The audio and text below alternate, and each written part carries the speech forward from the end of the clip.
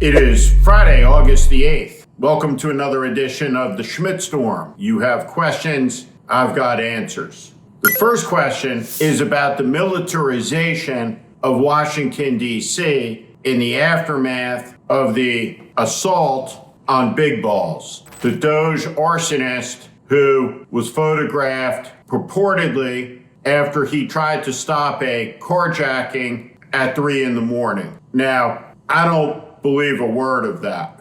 In the end, Big Balls did not heed an important lesson in life that was passed on to me by my dad and that I've passed on to my kids, and it's this, that nothing good happens after 2 a.m. in the big city. Go to bed. But at any rate, Big Balls was up and about at 3 a.m. and he was supposedly assaulted by a gang of children terrorists, as such described by the Trump administration / regime. Now, it's really important to understand who the Central Park Five were. Young black men that Donald Trump pointed a finger at, accused, absent evidence, and said should get the death penalty.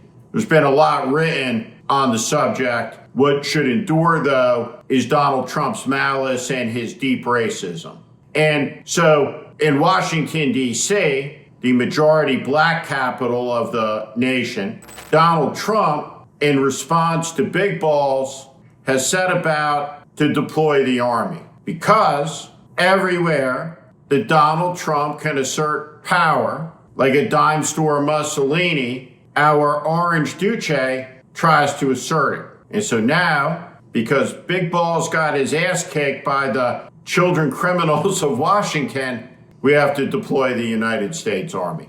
And I just gotta say, every American should be aghast at a militarized federal capital, armed to the teeth with federal agents by a fascist because a punk got beat up wandering around a big city in the middle of the night. Second question. Pete Hegseth has restored a monument called the Reconciliation Memorial to Arlington National Cemetery that commemorates Albert Pike, who was a Confederate brigadier general. This symbol, the stars and bars, the Confederate battle flag, is a symbol of white supremacy, of oppression, of treason, and importantly, of defeat. It is a myth that General Lee, the traitor, was some strategic genius. There was a strategic genius in the Civil War. His name was Ulysses Grant.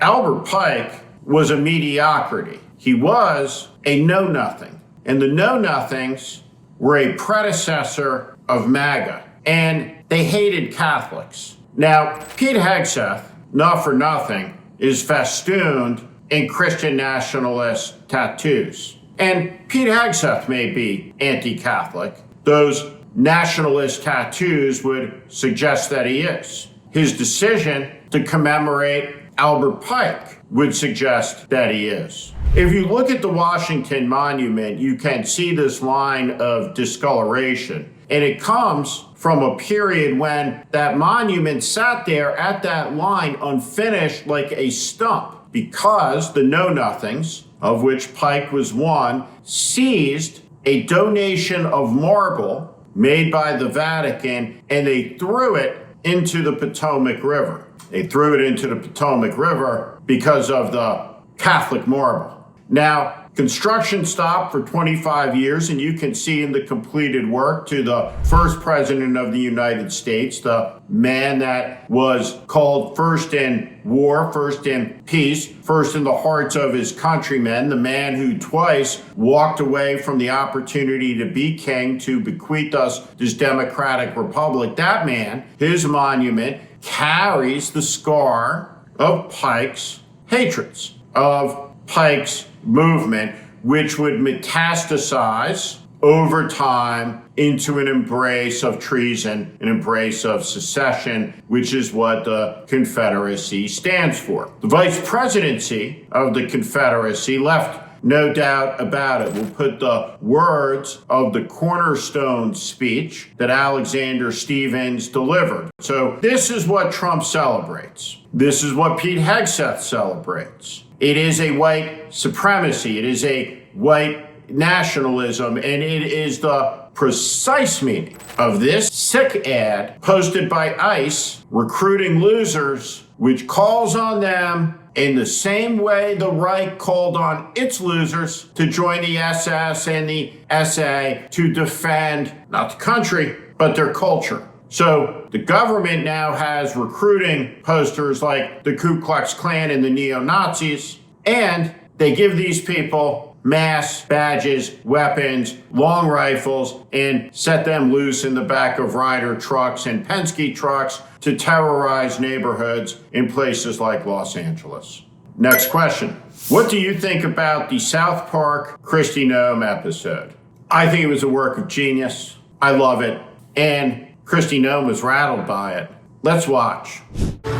Did a good job in there, soldier. Okay, thank you, Captain. I know it's tough doing what's hard, but we could use more men like you in a Whoa! What the f? Your Botox, Miss Noem? Oh, yeah, fix me up, fix me up. Another day doing what's tough. What the South Park episode points out is that Kristi Noem is America's greatest skank. She is a face-dripping wax caricature of despotism. A clown, for sure, a buffoonette, a woman traveling the country cosplaying a dress-up action heroine with her boyfriend in their married relationship. It's something. And so the lampooning of this despotic, tyrannical woman was terrific. And it hit home, and it cut deep, and it wounded her. And it's a guide for everybody out there about where to draw the target and how you engage Kristi Noem, this sick sociopathic narcissist. What she cares about is people telling her she looks hot. Good for the South Park guys for exposing that what Kristi Noem is all about is the rot. What a rotten woman. What a despicable woman. The ugliest one that I could think of in this country of 340 million souls.